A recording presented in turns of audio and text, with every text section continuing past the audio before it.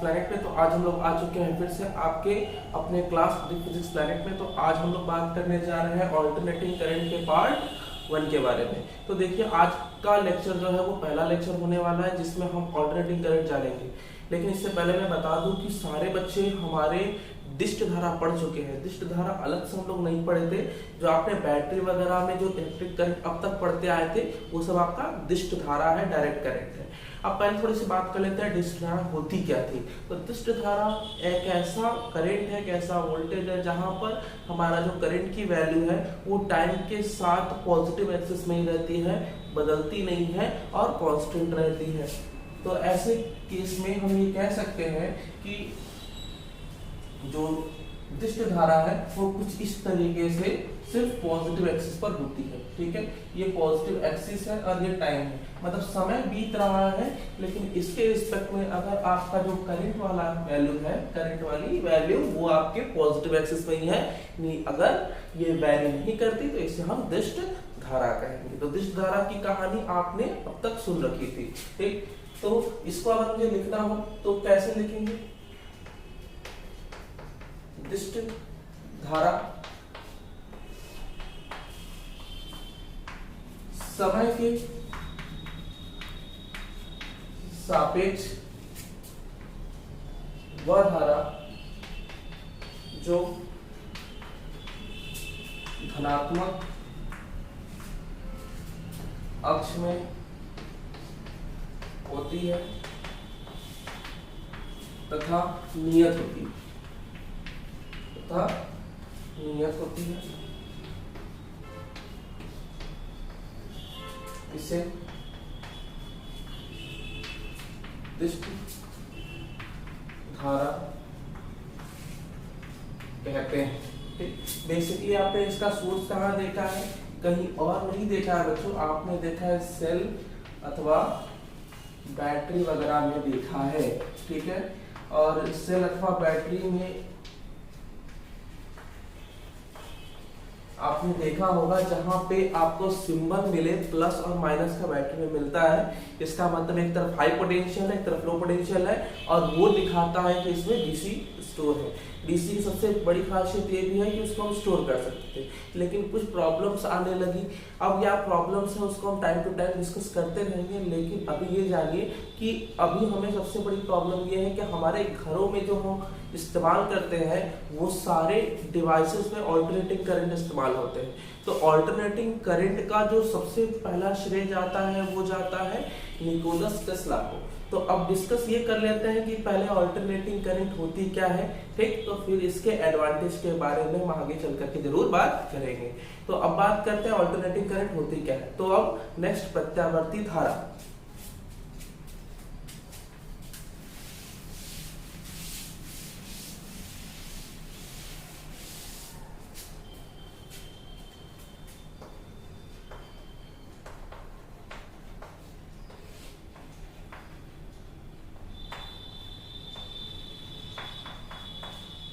प्रत्यावर्ती धारा, इसको हम लोग कहते हैं ऑल्टरनेटिंग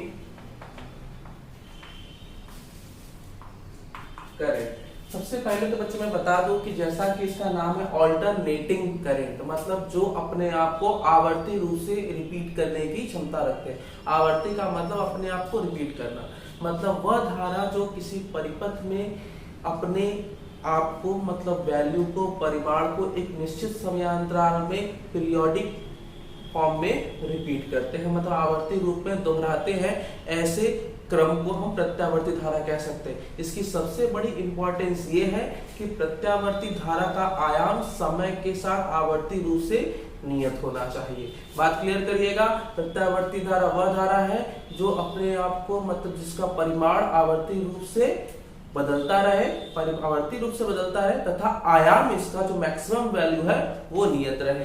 ठीक, तो जैसे अगर मैं दिखाने की कोशिश करूं तो अपने आप को repeat repeat repeat repeat repeat repeat करता रहे, इस तरीके से हम कह सकते हैं कि ये है आपका टाइम के साथ करंट का मॉड्यूल। ओके, तो वह धारा जो समय के सापेक्ष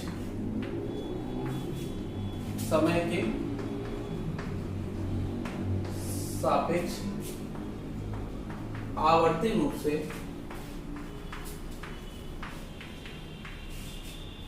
रूप से परिमाण एवं दिशा में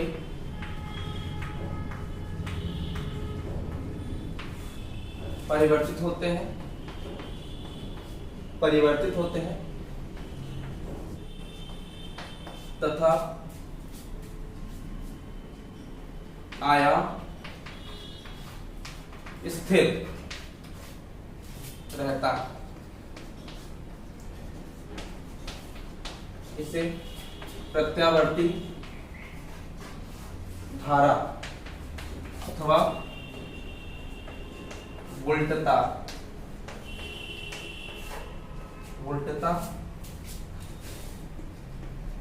कहते हैं। ध्यान देने वाली बच्चों बात यह है कि जो प्रत्यावर्ती धारा के लिए आपका ये कॉन्सेप्ट आप देखने को मिला, वही सेम वोल्टता में भी काम करेगा। मतलब ये जो टॉपिक है आपका, वो प्रत्यावर्ती धारा एवं वोल्टता दोनों एक ही चीज के लिए डेफिनेशन क्रिएट की गई है। मतलब वह धारा जो समय के सापेक्ष आवर्ती, मतलब अपने आप को रिपीट करना, रूप से परिमाण एवं दिशा में परिवर्तित होते हैं तथा आयाम स्थिर रहते हैं, इसे हम प्रत्यावर्ती धारा कह सकते हैं। देखिए, प्रत्यावर्ती धारा को दिखाने के दो तरीके हैं, ठीक है। यह दो प्रकार के होते हैं।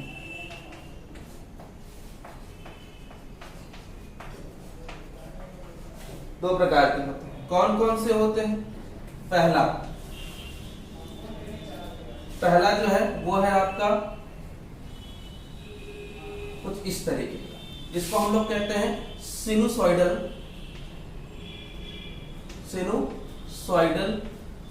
कर्व, ठीक। इसको हम लोग हिंदी में ज्यावक्रीय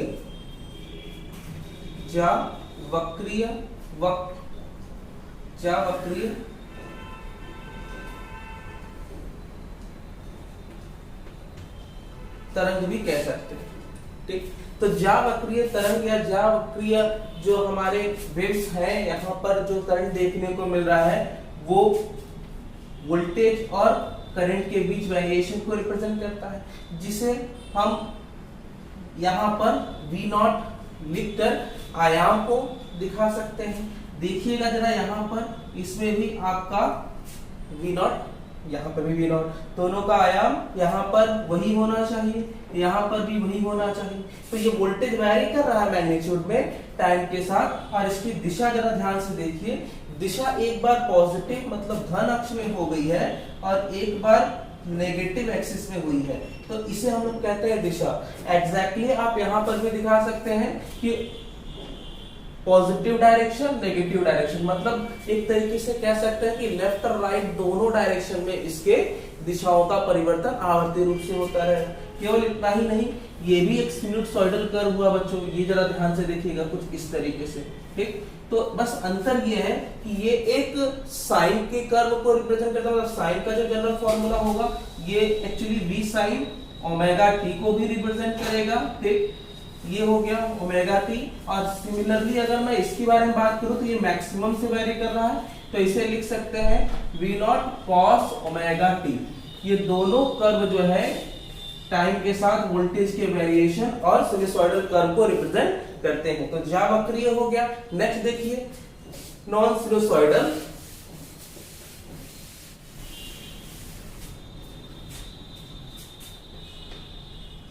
नॉन सिनुसॉइडल कर्व,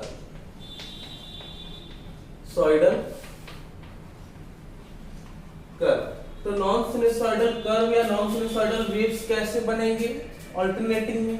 तो जो साइन के कर्व को फॉलो नहीं करते होंगे, जस्ट लाइक आप कह सकते हो कि कुछ इस तरीके से इनका जो डायग्राम होगा। लेकिन जरा ध्यान से देखिए तो ये भी पॉजिटिव और नेगेटिव एक्सिस में है। इसका भी अगर आप बोले तो ये वोल्टेज है, ठीक है, जो टाइम के साथ बदल रहा है ठीक टाइम के साथ, और इसका आयाम हर बार नियत है। सिमिलरली ये मेरा एक वक्र हो गया। अगर मैं किसी और वक्र के बारे में बात करूं तो और कैसा वक्र बनाया जा सकता है?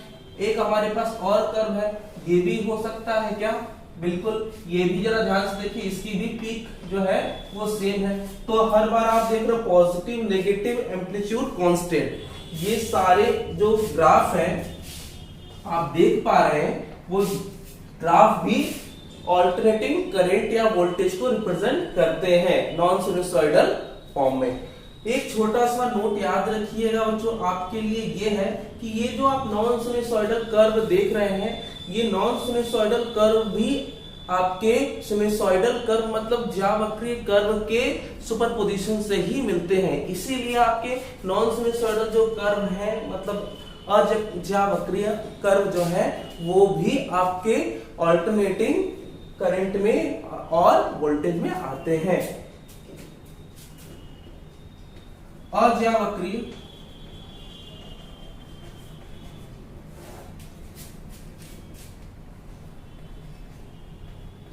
वक्र भी ज्यावक्रीय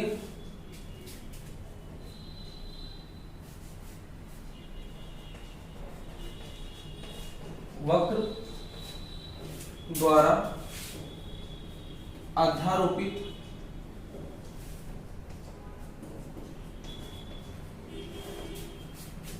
होकर प्राप्त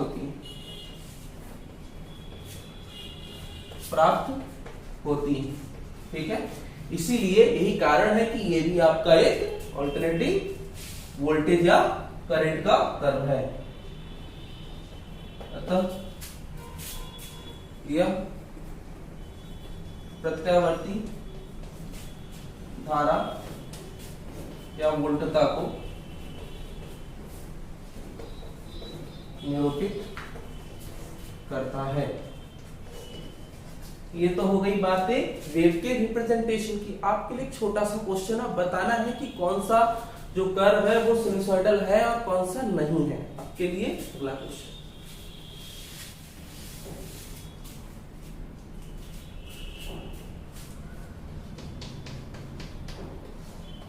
दिए गए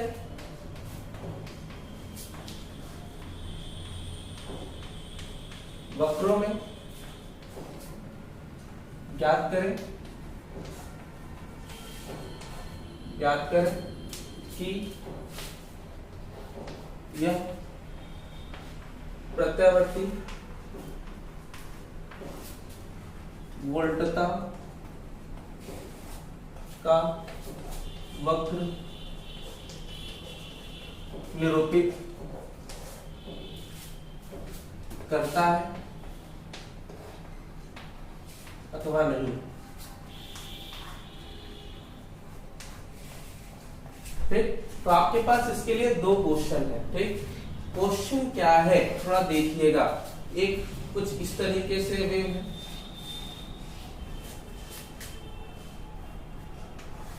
ठीक, प्लस माइनस ये इसका वेरिएशन है और ये वोल्टेज और ये टाइम को रिप्रेजेंट करता है। आपके पास दूसरा जो क्वेश्चन है बी, वो कुछ इस तरीके से है, ये हो गया, इसको रिप्रेजेंट करना है तो आप दिखा सकते हैं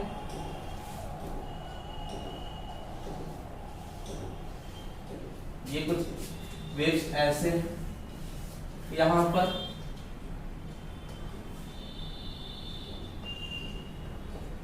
वेरिएशन देख पा रहे हैं आप।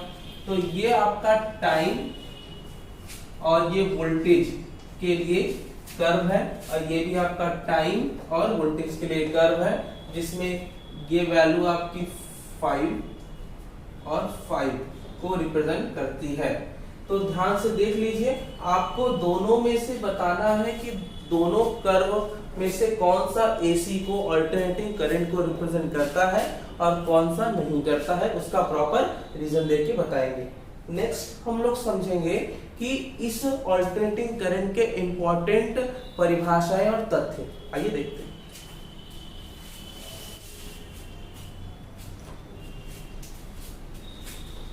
प्रत्यावर्ती धारा अथवा वोल्टता के मुख्य अवयव।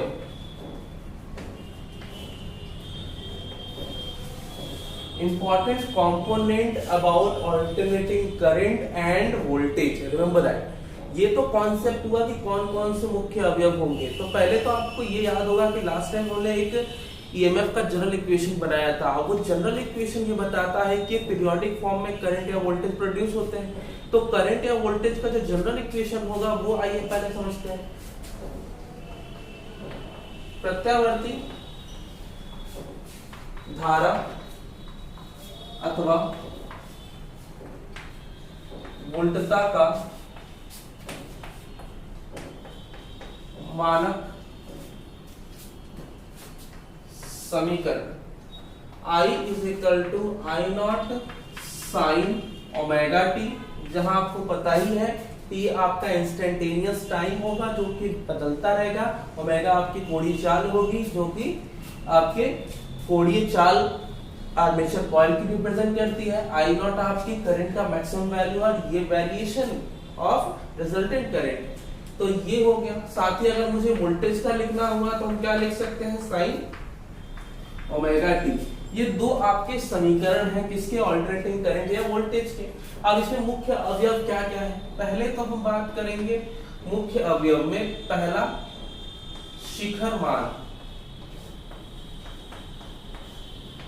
शिखर मान मतलब पीक वैल्यू। पीक वैल्यू क्या होता है, एक तो आपको आइडिया लग गया कि जो अल्टरनेटिंग करंट या वोल्टेज होते हैं वो वेव के फॉर्म में चलते हैं। तो वेव में सबसे पहला इंपॉर्टेंट आता है आपका आयाम। आयाम किसे कहते हैं, आयाम देखिए आप जरा ध्यान से देखेंगे तो इसे हम लोग कहते हैं आयाम। अगर हम वोल्टेज के मैक्सिमम वैल्यू के बारे में बात करें, करंट के मैक्सिमम वैल्यू के बारे में बात करें, तो इस मैक्सिमम वैल्यू को हम लोग कह सकते हैं वोल्टता का शिखर मान अथवा धारा का शिखर मान। ठीक है। प्रत्यावर्ती धारा अथवा वोल्टता में वोल्टता एवं धारा का महत्तम मान अथवा आयाम शिखर मान कहलाता है। शिखर मान कहलाता है। इसे V0 अथवा I0 से प्रदर्शित करते हैं।